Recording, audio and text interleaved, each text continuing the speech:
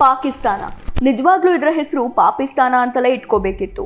ಮಾನವೀಯತೆ, ಕರುಣೆ, ದಯೆ ಇದ್ಯಾವುದೂ ಕೂಡ ಇಲ್ಲದೆ ಇರೋ ದೇಶ. ನಾವು ಯುದ್ಧ ಅಂತ ಬಂದ್ರೆ ಪಾಕ್ ಸೇನೆ ಮೇಲೆ ಹೋರಾಡ್ತೀವಿ, ಉಗ್ರರ ತಲೆ ಚಂಡಾಡ್ತೀವಿ. ಆದ್ರೆ ಅವರು ಹಾಗಲ್ಲ, ಅವರಿಗೆ ಅಮಾಯಕರು ಕೂಡ ಟಾರ್ಗೆಟ್. ಅದೇ ಅವರ ಮನಸ್ಥಿತಿ. ಜಸ್ಟ್ ಇಮ್ಯಾಜಿನ್, ಎಮರ್ಜೆನ್ಸಿ ಟೈಮ್ನಲ್ಲಿ ಎಂತಹದ್ದೇ ದೊಡ್ಡ ಶತ್ರು ರಾಷ್ಟ್ರ ಆಗಿರಲಿ, 200ಕ್ಕೂ ಹೆಚ್ಚು ಅಮಾಯಕ ಜೀವಗಳು ಅಂತ ಬಂದಾಗ ಯಾವುದೇ ರೀತಿ ಸಹಾಯಕ್ಕೆ ಮುಂದಾಗುತ್ತೆ. ಟರ್ಕಿಯಲ್ಲಿ ಭೂಕಂಪ ಆದಾಗಲೂ ಕೂಡ ಮೊದಲು ಸಹಾಯಕ್ಕೆ ನಿಂತಿದ್ದು ಭಾರತ. ಆದರೆ ಪಾಕಿಸ್ತಾನ ತುಂಬ ಎಮರ್ಜೆನ್ಸಿ ಟೈಮ್ನಲ್ಲೂ ತಮ್ಮ ಏರ್ ಸ್ಪೇಸ್ ಬಳಸೋದಕ್ಕೆ ರಿಜೆಕ್ಟ್ ಮಾಡುತ್ತೆ. ಇಂಡಿಗೋ ವಿಮಾನ ದೆಹಲಿಯಿಂದ ಶ್ರೀನಗರಕ್ಕೆ ಹೋಗ್ತಾ ಇತ್ತು. ಆ ವಿಮಾನದಲ್ಲಿ ದೊಡ್ಡ ಪ್ರಮಾಣದಲ್ಲಿ ಏರ್ ಟರ್ಬುಲೆನ್ಸ್ ಸಂಭವಿಸುತ್ತೆ. ವಿಮಾನದ ಒಳಗಿನಿಂದ ಕಿರುಚಾಟ, ಚೀರಾಟ ಕೇಳ್ತಾ ಇತ್ತು. ಅವತ್ತು ಆ ವಿಮಾನದ ಪೈಲಟ್ ದೇವರಾಗ್ಬಿಟ್ಟಿದ್ದ. ವಿಮಾನವನ್ನ ಶ್ರೀನಗರದಲ್ಲೇ ಲ್ಯಾಂಡ್ ಮಾಡಿ 200ಕ್ಕೂ ಹೆಚ್ಚು ಜನರ ಜೀವವನ್ನ ಉಳಿಸ್ತಾನೆ. ಒಂದು ಪವಾಡದಂತಹ ಘಟನೆ ಬಗ್ಗೆ ಈಗ ಮಾತಾಡೋಣ. ಮೊದಲನೇದಾಗಿ ಟರ್ಬುಲೆನ್ಸ್ ಬಗ್ಗೆ ಹೇಳೋದಾದ್ರೆ, ನಾರ್ಮಲ್ ಆಗಿ ವಿಮಾನ ಹಾರ್ತಿರುವಾಗ ಅದರ ರೆಕ್ಕೆ ಭಾಗದಲ್ಲಿ ಏರ್ ಫ್ಲೋ ನಾರ್ಮಲ್ ಆಗಿ ಇದ್ರೆ ವಿಮಾನ ಸ್ಮೂತ್ ಆಗಿ ಹಾರ್ತಿರುತ್ತೆ. ಏರ್ ಫ್ಲೋ ನಾರ್ಮಲ್ ಅಂದ್ರೆ ಗಾಡಿ ಒಂದೇ ದಿಕ್ಕಿನಲ್ಲಿ ಮಾತ್ರ ಚಲಿಸ್ತಾ ಇದ್ರೆ ವಿಮಾನ ಸ್ಟೇಬಲ್ ಆಗಿ ಹಾರಾಡ್ತಿರುತ್ತೆ. ಇದರಿಂದ ಒಳಗೆ ಕುಳಿತಿರುವಂತಹ ಪ್ಯಾಸೆಂಜರ್ಸ್ಗೆ ಯಾವುದೇ ಸಮಸ್ಯೆ ಆಗೋದಿಲ್ಲ. ಆದ್ರೆ ವಿಮಾನ ಮೋಡಗಳ ನಡುವೆ ಹಾದು ಹೋಗ್ತಾ ಇರುವಾಗ ಆ ಸಮಯದಲ್ಲಿ ಏರ್ ಟರ್ಬುಲೆನ್ಸ್ ನ ಅನುಭವವಾಗುತ್ತೆ.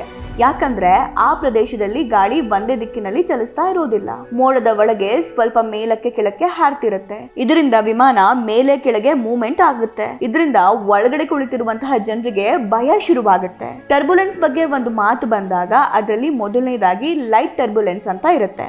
ಇದರಲ್ಲಿ ಕೇವಲ 1 ಮೀಟರ್ ವಿಮಾನ ಮೂವ್ಮೆಂಟ್ ಮಾಡುತ್ತೆ. ಇದರಿಂದ ಪ್ಯಾಸೆಂಜರ್ಸ್ಗೆ ಯಾವುದೇ ತೊಂದರೆ ಆಗೋದಿಲ್ಲ.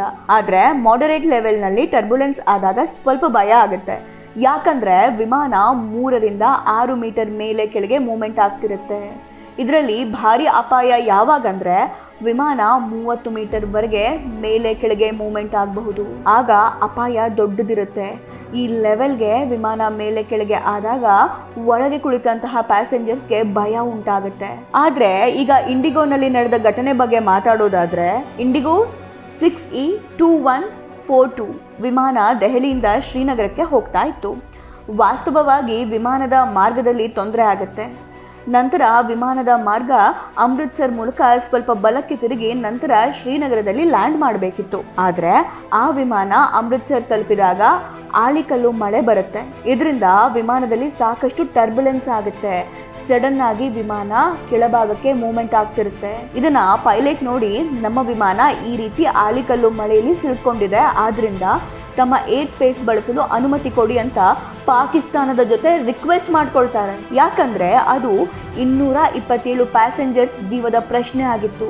ಇದೇ ಸಿಚುವೇಶನ್ ನಲ್ಲಿ ಪಾಕಿಸ್ತಾನದ ವಿಮಾನ ಇದ್ದಿದ್ರೆ ಭಾರತ ತನ್ನ ಏರ್ ಸ್ಪೇಸ್ ಬಳಸೋದಕ್ಕೆ ಖಂಡಿತ ಅವಕಾಶ ಕೊಡ್ತಿತ್ತು.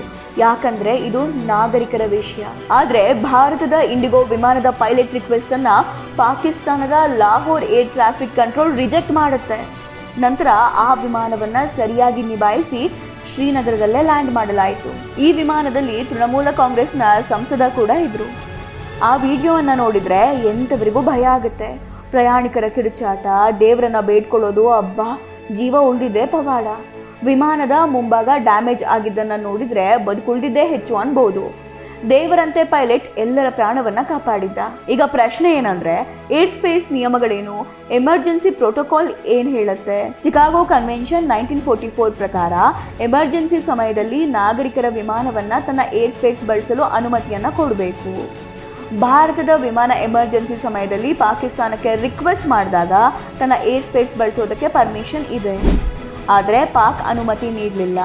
Pakistan spirit of international air space safety cooperation ಅನ್ನ ಉಲ್ಲಂಘಿಸಿದೆ. ಈಗ ಈ ವಿಷಯವನ್ನ ಭಾರತ ರಾಜತಾಂತ್ರಿಕವಾಗಿ ತೆಗೆದುಕೊಂಡ್ರೆ ಚಿಕಾಗೋ ಕನ್ವೆನ್ಷನ್ನ ಆರ್ಟಿಕಲ್ 9 ಅಡಿಯಲ್ಲಿ ಪಾಕಿಸ್ತಾನ ಉತ್ತರವನ್ನ ಕೊಡಬೇಕಾಗುತ್ತೆ. ಹಾಗಾದ್ರೆ ಭಾರತ ಸರ್ಕಾರ ಅಂತಾರಾಷ್ಟ್ರೀಯ ಮಟ್ಟದಲ್ಲಿ ಪಾಕಿಸ್ತಾನದ ವಿರುದ್ಧ ಆಕ್ಷನ್ ತೆಗೆದುಕೊಳ್ಳುತ್ತಾ? ಕಾದು ನೋಡಬೇಕು.